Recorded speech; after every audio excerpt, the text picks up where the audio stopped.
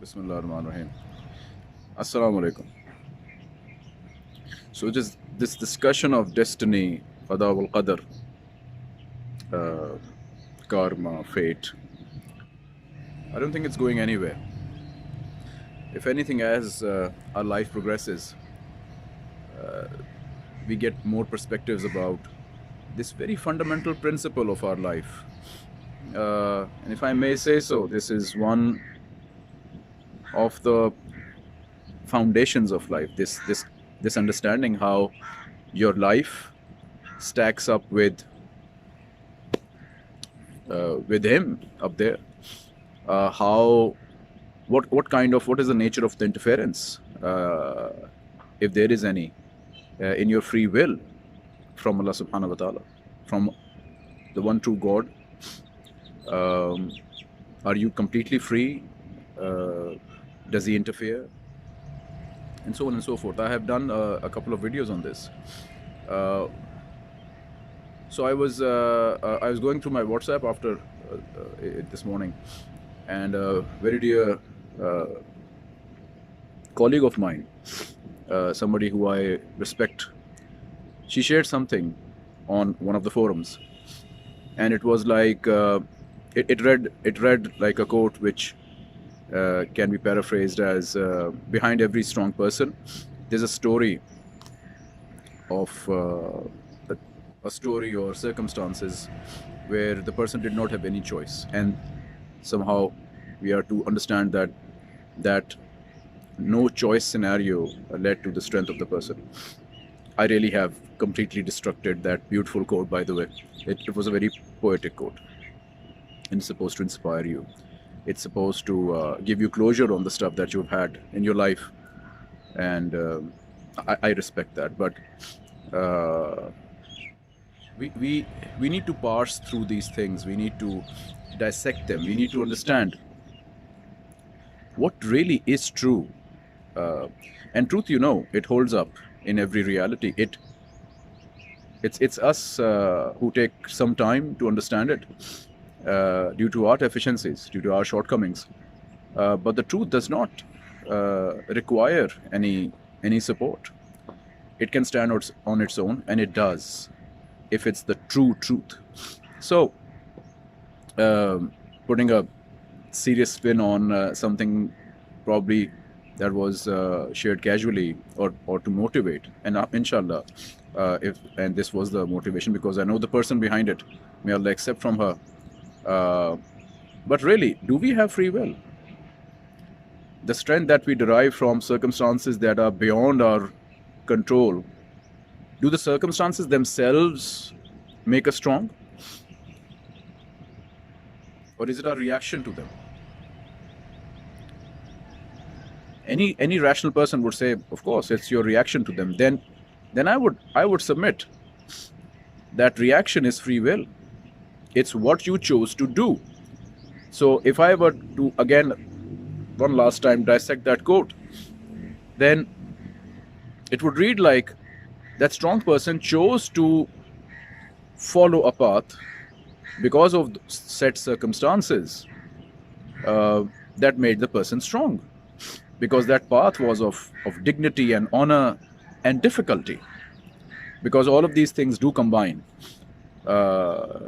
Honor and dignity, and eventually, alhamdulillah, success usually follows a path, it's observed, which is difficult. Easy paths usually don't get you much in life. So you could have not followed that path at all, and be the person that you are today. It's a matter of choice, if you ask me. And as I mentioned in my talk of the 3 circles, in the 3rd circle, it's all about your choice. It's what you do with yourself. It's what you decide to do with people around you, is what determines you as a person, as an individual, and as a member of the society. So when I read this morning, it just occurred to me, a video that I was watching before I slept last night, was of an academic, a professor of political sciences at a Japanese university. I forget the name. I will obviously, this is about him, by the way, this video. I will put a link in there. Uh, I forget the name of the university, but it's in Tokyo, and the guy is a full professor. He's Japanese. It's his story, which I was watching last night, and my colleague's comment sort of connected with that story. So here is to Professor Okuda Atsushi. This is his story. I will be putting clips in this video of an interview that a very well-organized channel and a very good brother took on. He went over to Tokyo and spoke to the professor. And this is his story. It's inspirational. It highlights the choices that we get, and we get choices all the time. So he was presented with a choice. Whether to take it or not was his free will. So whatever you are about to hear about this person and watch that interview, whatever he says to you, please remember, while it's inspirational and all those goody things, it is a matter of choice. It was a matter of choice for him. He took that choice, and today he is where he is. Not completely, but definitely a significant part of that is because of the choice that he made, the decision that he took. This is his story. I'm aware of the convertee stories and how they have this inspirational, warm and fuzzy kind of reaction for the listener or for the viewer. But this is no ordinary story, you see, because this guy is an intellectual. He's an academic. It's his job to study things and teach them in detail. He's not a casual professor, but also towards the sciences, the social sciences and discussions about society. They have a worldview about societies and individuals and so on and so forth. And this guy was fully immersed in that culture. So look, when he converts to Islam, this is not your average convertee story. You need to study this matter in certain detail.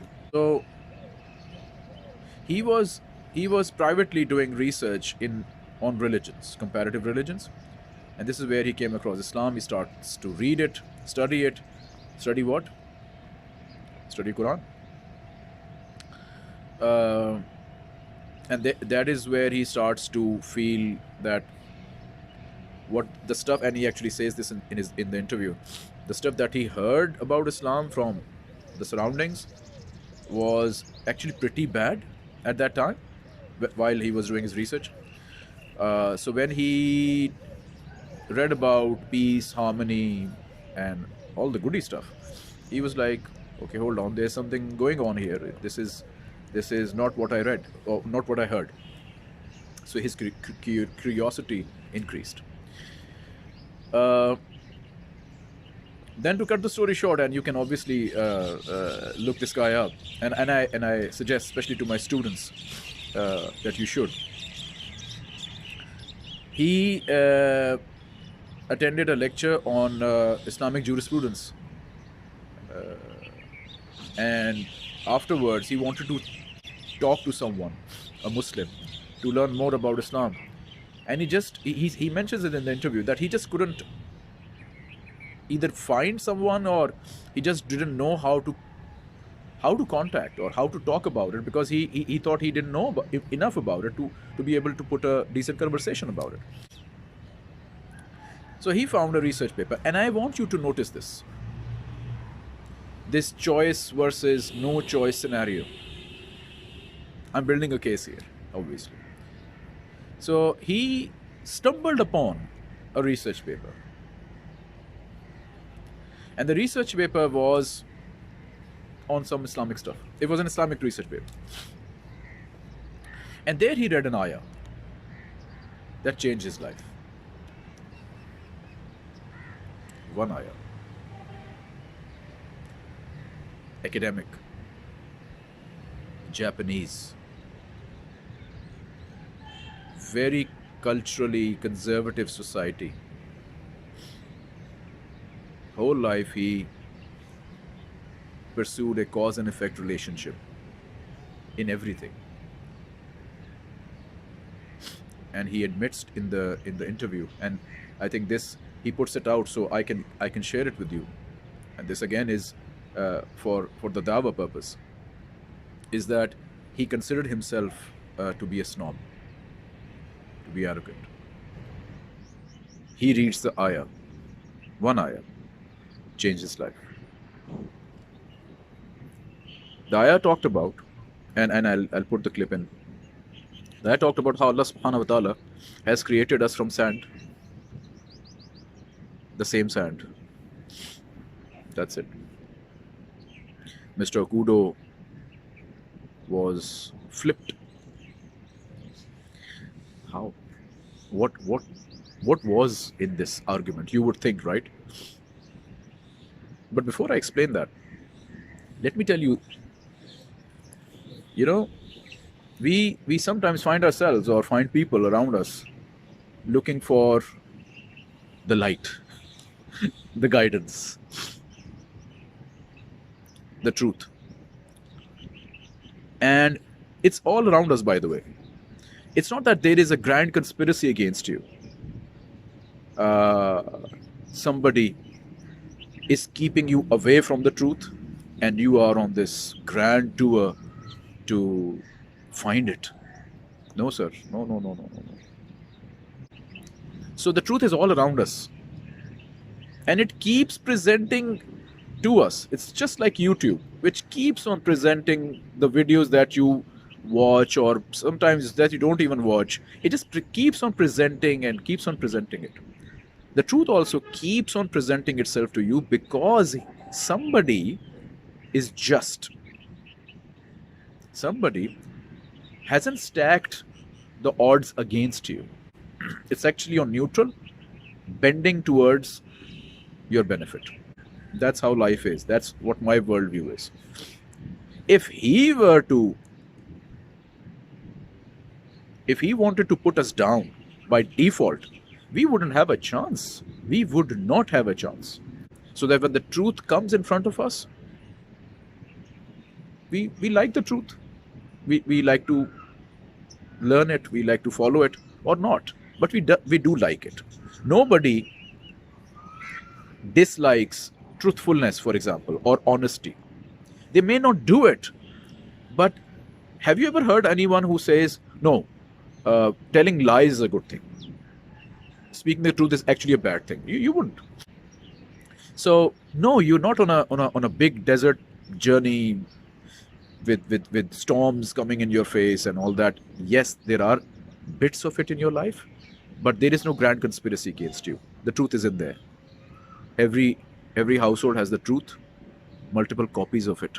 Sometimes the copies get covered in dust, and it's in book form. So coming back to the story, one ayah and the sand, the conversation about the sand. He was a snob. He mentions this in the interview, and he said, "Look, I had an issue. Mind you, the whole thing is in Arabic. The guy speaks fluent Arabic. Puts me to shame. It does. He said all of this in Arabic, fluent Arabic, with a native Arabic, who was the brother who interviewed him. So he goes, I was a snob, I was arrogant, and I had an issue with people, and I did not have very meaningful relationships because I was a snob. When I read this ayah, a penny dropped in my head, and I was like, we are created from the same sand? Makes sense. So why am I a snob then?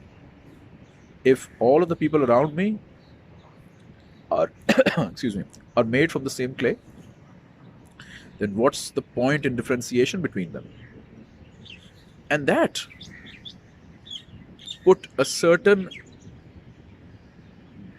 variety of peace in him, which he had never felt before. That this put him at ease with himself and with the people around him. Why? Because he chose to explore this sand business. He chose to explore this. What does this sentence they call ayah of this book called the Quran? What does it mean? He explored. He held on to the rope.